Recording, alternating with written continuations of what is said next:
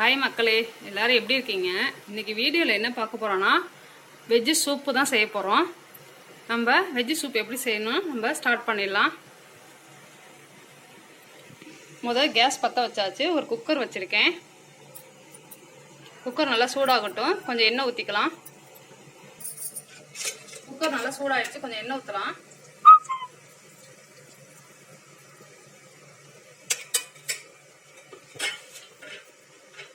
கொஞ்சோண்டு பூண்டு போட்டுக்கலாம். கட் பண்ணி வச்சிருக்கேன் ஒரு 3 பூண்டு.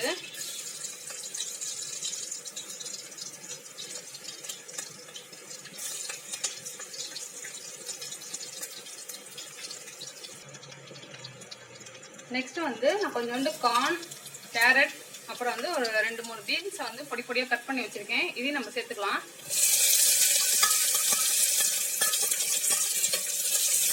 நல்லா இதை வதக்கி விட்டுக்கலாம். கொஞ்சோண்டு ஸ்வீட் கார்னை வந்து கொஞ்சம் அரைச்சிட்டு வந்திருக்கேன். இது எதுக்காக போடுறோம்னா கொஞ்சம் நல்லா திக்கா இருக்கும் சூப்பு. அதுக்காக தான் இதை கொஞ்சோண்டு அரைச்சிட்டு வந்திருக்கேன். இதையும் சேர்த்துக்கலாம்.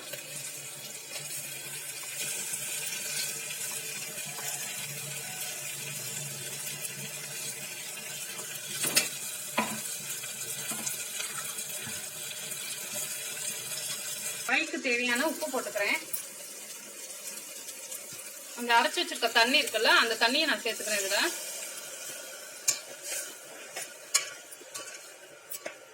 நம்ம குக்கர்லயே செய்யறதுனால விசில் விட்டா போதும். காய் ரொம்ப வேகணும்னு அவசியம் இல்லை. 2 விசிலே எல்லா காயும் வெந்துடும். இப்போ வந்து என்ன பண்ண போறோம்னா ஒரு 2 ஸ்பூன் வந்து இது எடுத்திருக்கேன், கார்ன்ஃபிளவர். அதில் கொஞ்சம் தண்ணி கலந்துக்கலாம். நல்லா கையிலே கலக்கிக்கலாம் கட்டி இல்லாம. இந்த கார்ன்ஃபிளவரையும் சேர்த்துடலாம்.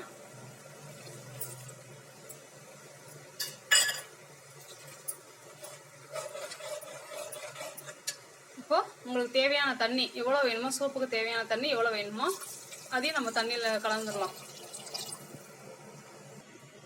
காய்க்கு தேவையான உப்பு மட்டும் போட்டிருக்கேன். கொஞ்சம் சூப்புக்கு தேவையான உப்பு மட்டும் கொஞ்சம் சேர்த்துக்கிறேன்.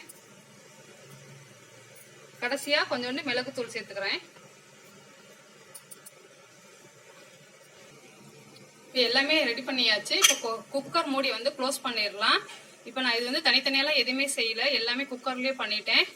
இப்போ ஒரு 2-3 விசில் விட்டு எடுத்துட்டோம்னா நம்மளோட சூப்பு சூப்பராக ரெடி ஆயிடுச்சு.